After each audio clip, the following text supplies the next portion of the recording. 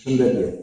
Takohemi me trajnerin kampion të toa për të intervistë në radhës në prag të ndeshjes Egnatia Byli, që do të zhvillohet nesër në orën 16 në Stadiumin Arena Egnatia. Ishte një javë që u kondicionua nga zhvillimi i ndeshjes së ekipit kombëtar shqiptar, të cilit urojmë suksese me ndeshjen e play-offit me Polonin. Për më shumë, kryesorët e toga është një dispozicion. Përshëndetje. Përshëndetje. Si e ka shfrytzuar skuadra periudhën 2 javore të shkëputjes nga kampionati dhe çfarë përfitimesh ka sjellë kjo pauzë? Sigurisht që kjo javë ka sjell përfitimet e veta, sepse çdo pushim shërben për mirë. Mendoj që na ka ndikuar mirë sepse lojtarët e ri që janë në skuadër, sigurisht ngjeshën akoma më shumë me grupin për të qenë manovër gjatë lojës. Se ka shumë afrime drejt zonës, por pa gola. Ju shqetëson dhe çfarë keni ndryshuar në qasjen ofensive të skuadrës? Atëherë kemi në qasje po themi kemi punuar përpara portës, çdo ushtrim pothuajse e kemi lidhur me portën. Shqetësim është kur ekipi nuk shkon përpara portës, por sigurisht që edhe ky është një ngërç që ne duhet ta zgjidhim. Çfarë element kërkojnë ende përmirësim apo vendosje? Mendoj që manovra dhe shpejtësia e veprimit në pasim.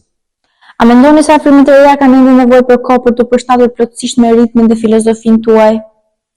Normalisht që ka lojtarë që janë akoma mbrapa tek kjo pjesë, sigurisht kemi punu, sigurisht që po shohim gjëra të mira ditë pas dite, por shpresojmë që të arrijmë sa më shpejt me grupin.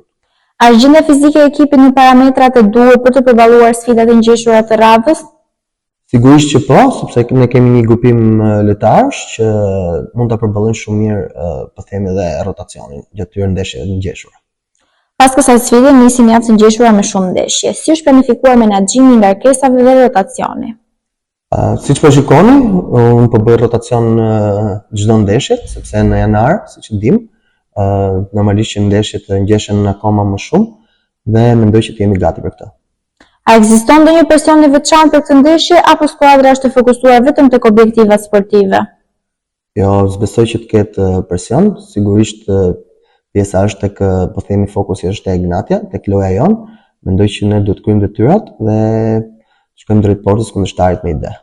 Sa të rëndësishme janë pikët e kësaj sfide për të nisur kthesjen e rezultatit dhe për të hyrë në një ritëm pozitiv?